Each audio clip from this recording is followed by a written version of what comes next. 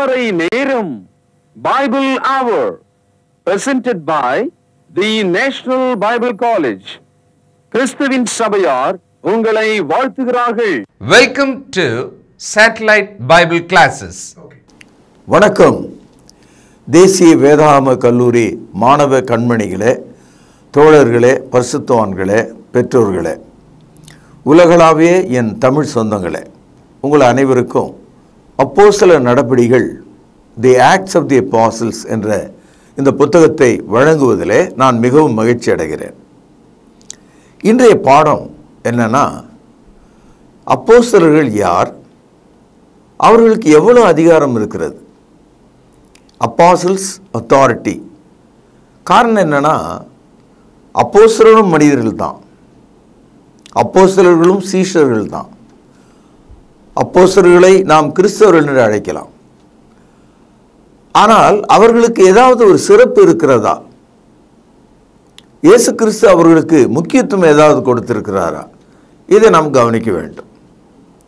காரணம், இன்றைக்கு அப்போஸ்தல சபைகள், அப்போஸ்தல உபதேசங்கள், அப்போஸ்தலருடைய பெயரை வைத்த சபைகள், இப்படியெல்லாம் பிரபலமாக இருக்கிறத நீங்கள் கவனிப்பீங்க. ஆனால் நான் நன்றாக கவனித்து பார்த்தேன். இந்த அப்போஸ்தல சபைகள், அப்போஸ்டாலிக் சர்ச்சஸ் என்று சொல்கிறவர்கள் மத்தியில் அப்போஸ்தலருடைய அதிகாரங்கள் தெரியாது, போதனைகள் தெரியாது. ஆனால் சபைகளுக்கு மட்டும் அந்த டைட்டில் அப்போஸ்தல சபைகள் என்றெல்லாம் வைத்திருக்கிறதை நீங்கள் பார்க்கலாம். முதலாவது, கிறிஸ்தவ மார்க்கம், மதம்.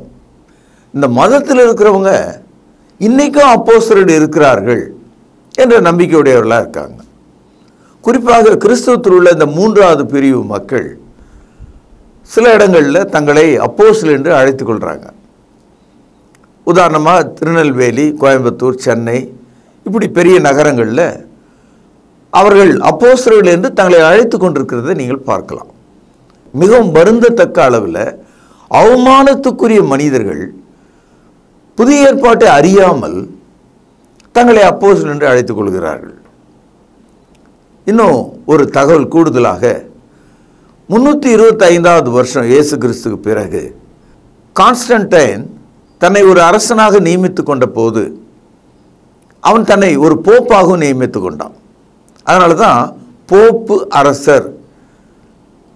ஏறக்குறைய ஒரு ராஜா மாதிரி தான் கத்தோலிக்க சபையினுடைய தலைவர். கத்தோலிக்க சபையினுடைய போதனையின்படி போப் தன்னை ஒரு அப்போஸ்தலர் என்று சொல்கிறார். கத்தோலிகளுடைய வரலாற்றை நாம் ஆராய்ந்து பார்த்தால் முதல் போப் பேதுரு என்று அவர்கள் இன்று வரைக்கும் போதிக்கிறார்கள். The very first pope was apostle Peter என்று அவர்கள் போதிக்கிறாங்க. ஆனால் எருசலேம் நகரத்திலே திருச்சபை உருவாகி 325வது ஆண்டில்தான் போப் என்ற மனிதர் ரோமாபுரியிலே உருவாகிறார். அவர் தன்னை அழைத்துக் கொள்வதற்கு அப்போஸ்தலர் பட்டத்தை தேடுகிறார். அதற்கு சான்றாக பேதுருவை அவர்கள் இழுக்கிறார்கள். புதிய ஏற்பாட்டில் எங்கேயும் அப்போஸ்தலர்கள் போப் என்று அழைக்கப்படல, அரசர்கள் என்று அழைக்கப்படல. அது மாத்திரம் அல்ல, எல்லாரும் அப்போஸ்தலர் கிடையாது. இயேசு கிறிஸ்துவை நேரில் பார்த்தவங்க, அவருடைய ஞானஸ்தானம் முதல் எல்லா அற்புதங்களுக்கும், அவருடைய சிலுவை மரணம், அடக்கம், உயிர்த்தெழுதல், இவர்கள் எல்லாவற்றையும் நேராக பார்த்தவங்க தான் சாட்சிகள், விட்னஸஸ். அவர்களை தான் புதிய ஏற்பாடு அப்போஸ்தலர் என்று அழைக்கிறது. அப்போஸ்தலர்களுக்கு இயேசு கிறிஸ்து அதிகாரம் கொடுத்தார். மத்தேயு 10வது அதிகாரம் 1 வசனம். அப்பொழுது அவர் தம்முடைய 12 சீஷர்களையும் தம்மிடத்தில் வரவழைத்து அசுத்த ஆவிகளை துரத்தவும் சகல வியாதிகளையும் சகல நோய்களையும் நீக்கவும் அவர்களுக்கு அதிகாரம் கொடுத்தார். இந்த வார்த்தையில் ஜீசஸ் கேவ் தம் அத்தாரிட்டி. அப்போ அப்போஸ்தலர் என்பவர்கள் இயேசு கிறிஸ்துவினால நேரடியாக அதிகாரம் பெற்றவர்கள். அந்த அதிகாரம் பெற்றவர்கள் தான் அப்போஸ்தலராக இருக்க முடியும், மற்றவர்கள் இருக்க முடியாது. இப்பொழுது 1 கொரிந்தியர் 12வது அதிகாரம் 29வது வசனம் பாருங்கள். எல்லாரும் அப்போஸ்தலர்களா? எல்லாரும் தீர்க்கதரிசிகளா? எல்லாரும் போதகர்களா? எல்லாரும் அற்புதங்களை செய்கிறார்களா? இந்த கேள்வியை பவுல் அப்போஸ்தலர் நமக்கு எழுப்புகிறார். எல்லாரும் அப்போஸ்தலர் கிடையாது என்பதுதான் அதனுடைய பொருள். நாட் ஆல் அப்போஸ்தலர்ஸ், எல்லாரும் அப்போஸ்தலர்கள் கிடையாது. அது மாத்திரமல்ல, சபையில் அப்போஸ்தலர்கள் நம்பர் 1, அவர்கள் தான் முதலாவது நபராக இருக்கிறார்கள். இப்பொழுது 1 கொரிந்தியர் 12வது அதிகாரம் 27-28 வசனங்கள். நீங்களே கிறிஸ்துவின் சரீரமாயும் தனித்தனியே அவயங்களுமாயிருக்கிறீர்கள். தேவனானவர் சபையிலே முதலாவது அப்போஸ்தலரையும், 2வது தீர்க்கதரிசிகளையும், 3வது போதகர்களையும், பின்பு அற்புதங்களையும், பின்பு குணமாக்கும் வரங்களையும், ஊழியங்களையும், ஆளுகைகளையும், பலவித பாஷைகளையும் ஏற்படுத்தினார். இந்த வரிசையில் சபையில் முதலாவது, அந்த முதல் என்ற வார்த்தை ஒரு எண்ணை காண்பிக்கிறது. 1, 2, 3 அப்படின்னா அது எண். 1 என்பது 1 தானே. அப்போ முதலாவது சபையில் அப்போஸ்தலர்கள். அப்படினால் அப்போஸ்தலர்கள் எல்லாரும் என்று நீங்கள் நினைச்சிடக்கூடாது. இயேசுனுடைய நேரடியான சாட்சிகள், இயேசுனிடத்தில் அதிகாரம் பெற்றவர்கள். அவர்கள் 12 பேர். அப்போஸ்தலர்களில் ஒருவனாகி யூதாஸ் காரியத்தை எழுந்த இடத்தை மிக அவசரப்பட்டு பேதுரு தேர்ந்தெடுத்திருந்தாலும் அந்த இடத்துல தேவன் தமஸ்குக்கு போகிற வழியில் அப்போஸ்தலனாகிய பவுலை தெரிந்து கொண்டார். அதனால்தான் நான் தெரிந்து கொண்ட பாத்திரம், ஐ ஹவ் சோசன் வெசல் என்று அப்போஸ்தலனாகிய பவுலை குறிப்பிடுகிறார். 12 அப்போஸ்தலர்களுடைய சகல சாட்சிகளும் அப்போஸ்தலனாகிய பவுலுடைய வாழ்க்கையில் இருக்கிறது. அப்போஸ்தலருடைய சகல அதிகாரங்களும் அப்போஸ்தலனாகிய பவுலுடைய வாழ்க்கையில் இருக்கிறது. புதிய ஏற்பாட்டினுடைய 13 புத்தகங்களை, வெளிப்பாடுகளை அப்போஸ்தலனாகிய பவுல் எழுதியிருக்கிறார். ஆக 12 அப்போஸ்தலர்கள் என்று நாம் புரிந்து கொள்கிறோம். சில இடங்களில் பர்னபா போன்றவர்களை அப்போஸ்தலர்கள் என்ற ஒரு வார்த்தையில் பயன்படுத்தி இருக்கிறாங்க. ஆனால் அது மொழிபெயர்ப்பு குறைபாடுகள். There are only 12 apostles.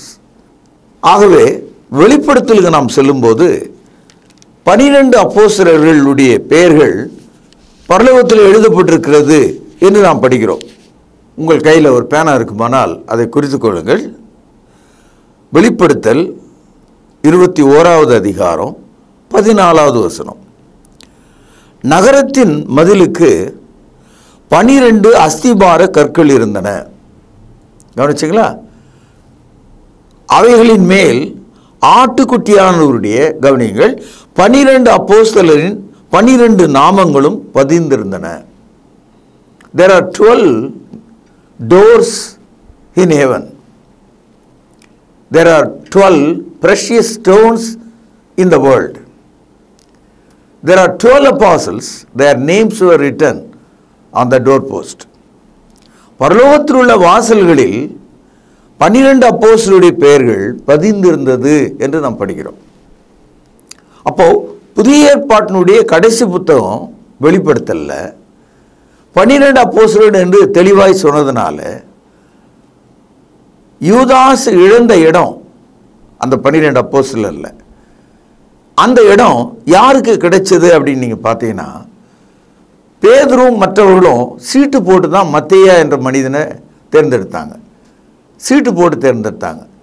2 பேர் பேர் எழுதி இவனா அவனான்னு தேர்ந்தெடுத்திருக்காங்க. ஆனால் தேவன் தெரிந்து கொண்ட அப்போஸ்தலராக அப்போஸ்தலனாகிய பவுல் இருக்கிறார். அப்போஸ்தல நடபடிகள் 9வது அதிகாரம் 15-16 வசனங்கள். அதற்கு கர்த்தர், நீ போ, அவன் புரஜாதிகளுக்கும் ராஜாக்களுக்கும் இஸ்ரவேல் புத்திரருக்கும் என்னுடைய நாமத்தை அறிவிக்கிறதற்காக நான் தெரிந்து கொண்ட, கவனிங்கள், பாத்திரமாயிருக்கிறான். இந்த பாத்திரம் என்று சொல்தான் அப்போஸ்தலனை குறிக்கிறது. I have chosen vessel. அது மாத்திரம் அல்ல, அப்போஸ்தலருடைய வாழ்நாள் காலத்தில் எல்லா அப்போஸ்தலர்களும் இயேசுவுக்காக பாடுபட்டு மரித்தார்கள்.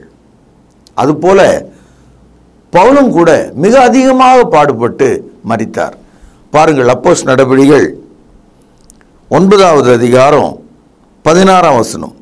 அவன் என்னுடைய நாமத்து நிமித்தம் எவ்வளவாய் பாடுபட வேண்டும் என்பதை நான் அவனுக்கு காண்பிப்பேன். இப்போ இதுவரைக்கும் தேவன் தெரிந்து கொண்ட ஒரு அப்போஸ்தலனாக பவுல் இருக்கிறார் என்று நமக்கு தெரிகிறது. ஆகவே 11 அப்போஸ்தலர்கள், இது பவுலோடு சேர்க்கும்போது 12 பேர். இதை பற்றி உங்களுக்கு ஏதாவது குழப்பம் இருக்கும் அல்லது சந்தேகம் இருக்கும், அதையெல்லாம் தீர்த்து வைக்க எனக்கு எந்த அதிகாரமோ ஞானமோ கிடையாது. பைபிளில் நம்ம கருத்தாக எடுத்து படித்து பார்க்கும்போது இந்த சத்தியம் நமக்கு விளங்குகிறது. இப்பொழுது ரோமருக்கு எழுதிய நிருபம் 1வது அதிகாரம் 1 வசனம் பாருங்கள். இயேசு கிறிஸ்துவின் ஊழியக்காரனும் அப்போஸ்தலனாகும்படி அழைக்கப்பட்டவனும். பவுலடியார் ரோமருக்கு எழுதிய நிருபத்தில் தன்னை ஒரு அப்போஸ்தலன் என்று மட்டும் சொல்லாமல் அப்போஸ்தலனாய் இருக்கும்படி அழைக்கப்பட்டவன் என்று சொல்கிறார். Called to be an apostle. அதனால தான் அவர் அப்படி சொல்றார், அழைக்கப்பட்ட அப்போஸ்தலன். இப்பொழுது 1 கொரிந்தியர் 1வது அதிகாரம் 1 வசனம். தேவனுடைய சித்தத்தினாலே இயேசு கிறிஸ்துவின் அப்போஸ்தலன் ஆகும்படி அழைக்கப்பட்ட பவுல். இந்த இடத்துல பவுலடியார் தன்னை அப்போஸ்தலனாக பேசும்போது அது தேவனுடைய சித்தம் என்று சொல்கிறார். தேவனுடைய சித்தத்தினாலே இயேசு கிறிஸ்துவினுடைய அப்போஸ்தலனாக இருக்கும்படி என்று குறிப்பிடுகிறார். 2 கொரிந்தியர் 1ஆம் அதிகாரம் 1 வசனம் பாருங்கள். தேவனுடைய சித்தத்தினாலே இயேசு கிறிஸ்துவின் அப்போஸ்தலனாகிய பவுல். மறுபடியும் தேவனுடைய சித்தத்தினாலே தெரிந்து கொள்ளப்பட்ட அப்போஸ்தலன் என்று பவுல் தன்னை குறிப்பிடுகிறார். கலாத்தியர் 1ஆம் அதிகாரம் 1 வசனம். மனுஷராலும் அல்ல, மனுஷன் மூலமாயும் அல்ல, இயேசு கிறிஸ்துவினாலும் அவரை மரித்தோரிலிருந்து எழுப்பின பிதாவாகிய தேவனாலும் அப்போஸ்தலனாய் இருக்கிற பவுலாகிய நானும். இந்த இடத்துல மனிதன் என்னை அழைத்தான், நானாக வந்து சேர்ந்தேன் என்று சொல்லாமல் தேவன் என்னை அவருடைய அப்போஸ்தலனாய் இருக்கும்படி தெரிந்து கொண்டார் என்று கலாத்தியர் நிருபத்தில் நாம் படிக்கிறோம். எபேசியர் 1ஆம் அதிகாரம் 1 வசனம் பாருங்கள். தேவனுடைய சித்தத்தினாலே இயேசு கிறிஸ்துவினுடைய அப்போஸ்தலனாகிய பவுல். இங்கே மீண்டும் தன்னை அப்போஸ்தலன் என்று எபேசியருக்கு சொல்வதை நாம் பார்க்கிறோம். கொலோசியர் 1ஆம் அதிகாரம் 1 வசனம் பாருங்கள். தேவனுடைய சித்தத்தினாலே இயேசு கிறிஸ்துவின் அப்போஸ்தலனாகிய பவுலும். இந்த இடத்துல மறுபடியும் கொலோசிய மக்களுக்கு எழுதும்போது தன்னை அவர் அப்போஸ்தலர் என்று அடைமொழி கொடுப்பதை நாம் பார்க்கிறோம். பேதுரு அப்போஸ்தலர் ஒரு கூட்டு செய்தியை நமக்கு தருகிறார். இதை 2 பேதுரு 3ஆம் அதிகாரம் 1 வசனம். பிரியமானவர்களே, இந்த 2ஆம் நிருபத்தை இப்பொழுது உங்களுக்கு எழுதுகிறேன். பரிசுத்த தீர்க்கதரிசிகளால் முன் சொல்லப்பட்ட வார்த்தைகளையும் இரட்சகராயிருக்கிற கர்த்தருடைய அப்போஸ்தலராகிய எங்களுடைய கட்டளைகளையும் நீங்கள் நினைவு கூறும்படி இந்த நிருபங்களினால் உங்கள் உண்மையான மனதை நினைப்பூட்டி எழுப்புகிறேன்.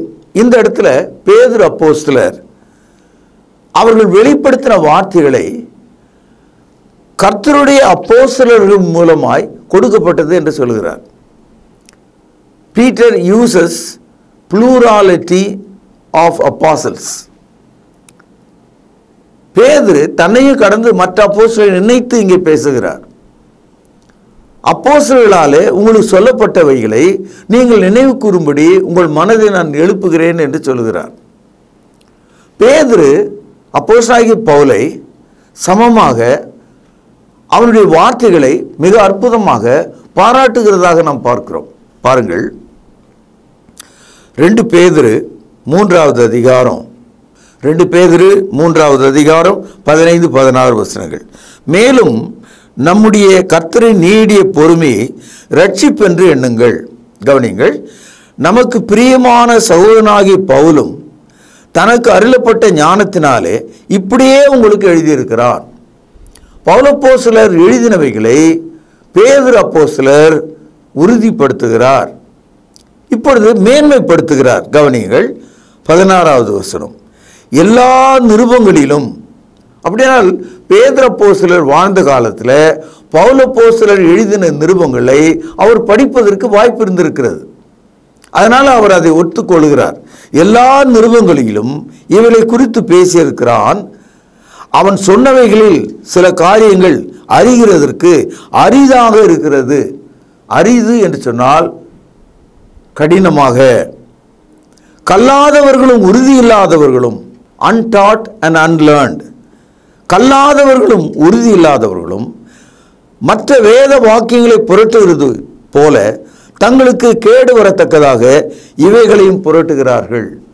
ஆக பவுல் அப்போஸ்தலர் எழுதினவைகளை தவறாக புரிந்து கொள்கிறவர்களை குறித்து எச்சரிக்கையாக இருங்கள் என்று பேதுரு சொல்கிறார். அன்பு சகோதரர்களே, இப்பொழுது நாம் கவனித்த இந்த விஷயத்தை நீங்கள் உன்னிப்பாக கவனித்து புரிந்து கொள்ள வேண்டும்.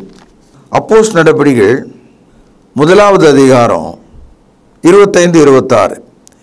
இவ்விரண்டு பேரில் தேவன் தெரிந்து கொண்டவனை எங்களுக்கு காண்பித்தருளும் என்று ஜெபம் பண்ணி பின்பு அவர்களை குறித்து சீட்டு போட்டார்கள். சீட்டு மத்தியாவின் பேருக்கு விழுந்தது. இந்த வசனத்தில் அந்த 11 அப்போஸ்தலர்களும் யூதாஸ் இழந்து விட்ட இடத்துக்கு இன்னொரு ஆளை தேர்ந்தெடுத்தாங்க. அப்படி அவங்க தேர்ந்தெடுக்கும் போது பரிசுத்தாவினுடைய ஒத்தாசையினால் தேர்ந்தெடுத்தார்களா? இல்லை. மனிதர்களுடைய வழக்கப்படி 2 பேருடைய பேரை சீட்டு எழுதி அதில் ஒன்று எடுத்திருக்காங்க. அந்த பேரில் மத்தியா என்ற ஒரு மனிதனுடைய பேர் வந்தது. இப்படி தான் மத்தியா ஆரம்பத்தில் பரிசுத்தாவினுடைய ஞானஸ்தானம் பெறுவதற்கு முன்பாக, ஏன்னா பரிசுத்தாவினுடைய ஞானஸ்தானம் அப்போஸ்தலர் நடபடி 2ஆம் அதிகாரத்தில் தான் நாம் படிக்கிறோம். ஆகவே இங்கே மத்தேயா என்ற அந்த அப்போஸ்தலர் அல்லது அப்போஸ்தலர் என்று அவர் நினைத்தது ஒரு சீட்டு போட்ட ஒரு அனுபவமாக தான் இருக்குது.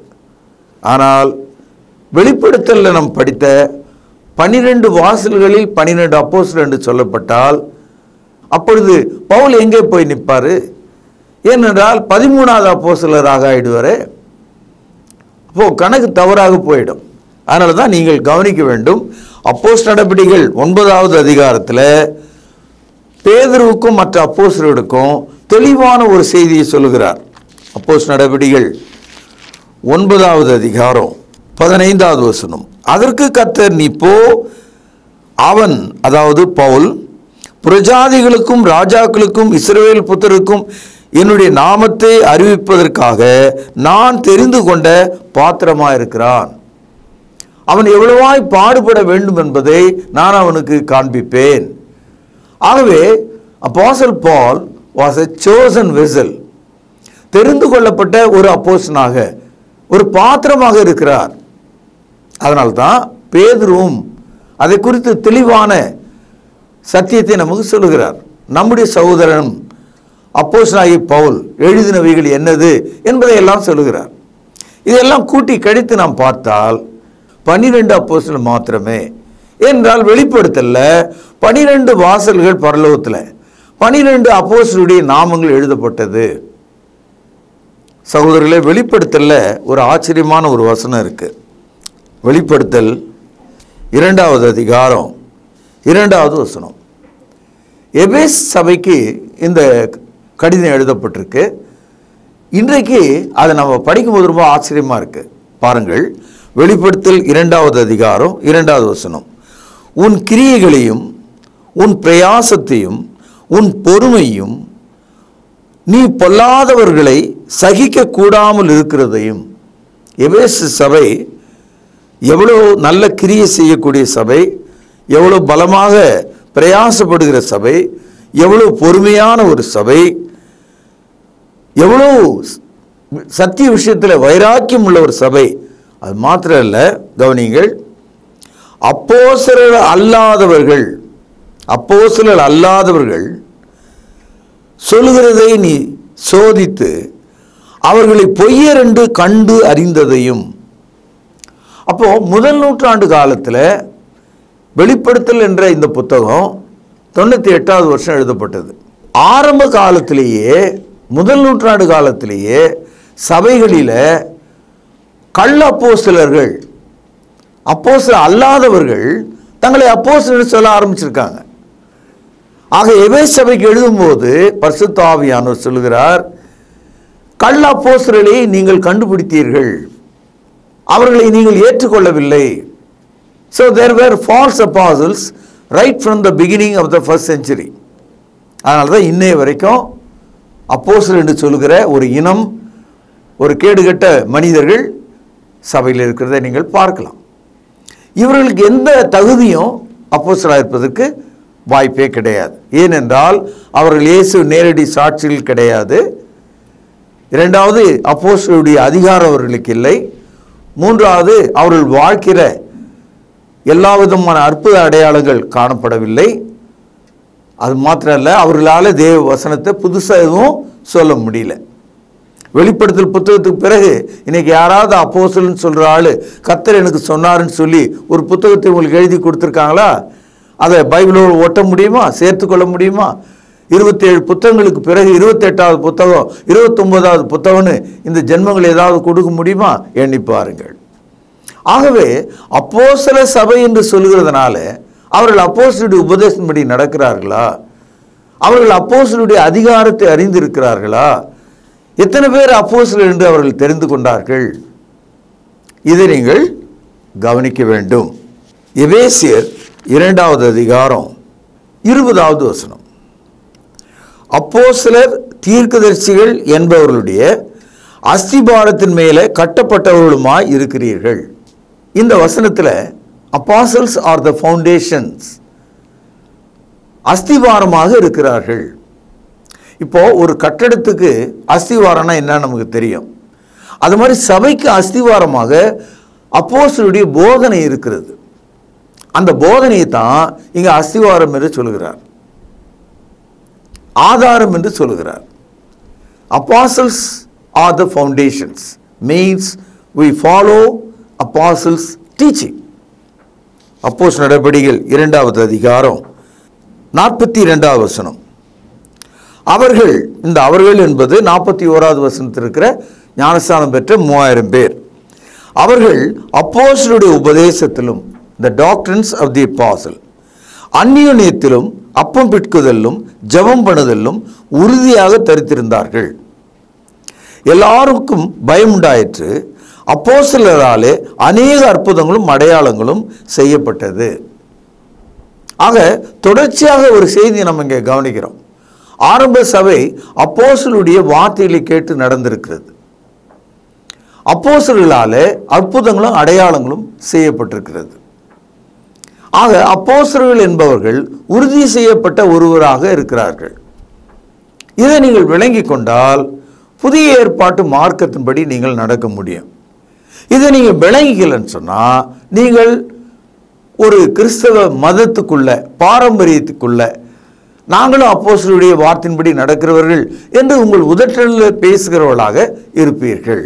இப்பொழுது அப்போஸ்தலர்கள் ஒரு சாட்சி கொடுக்குறாங்க. இது 2 பேதுரு 1வது அதிகாரம் 16வது வசனம். நாங்கள் தந்திரமான கட்டுக்கதைகளை பின்பற்றினவர்களாக அல்ல, அவருடைய மகத்துவத்தை, அதாவது இயேசு கிறிஸ்துவினுடைய மகத்துவத்தை கண்ணார கண்டவர்களாகவே நம்முடைய கர்த்தராகிய இயேசு கிறிஸ்துவின் வல்லமையை வருகையும் உங்களுக்கு அறிவித்தோம். அப்போ இயேசு கிறிஸ்துவினுடைய மகத்துவத்தை நேராக கண்டவர்கள், இயேசு 2வது வருகை குறித்து நமக்கு போதிக்கிறவர்கள், சகோதரர்களாகிய நீங்களும் நானும் அப்போஸ்தலருடைய அஸ்திவாரமாகி அந்த உபதேசத்தில் நிலைத்திருக்க வேண்டும். இதற்காக தேவனுடைய வசனம் நமக்கு கொடுக்கப்பட்டிருக்கிறது. இருளுள்ள இடத்துல பிரகாசிக்கிற விளக்கை போன்ற தேவ வசனத்தினாலே இந்த சத்தியத்தை நீங்கள் விளங்கி கொள்ளுங்கள். அன்பு சகோதரர்களே, இந்த நாளில் அப்போஸ்தலருடைய அதிகாரம் என்பது என்ன? எத்தனை பேர் அப்போஸ்தலர்கள்?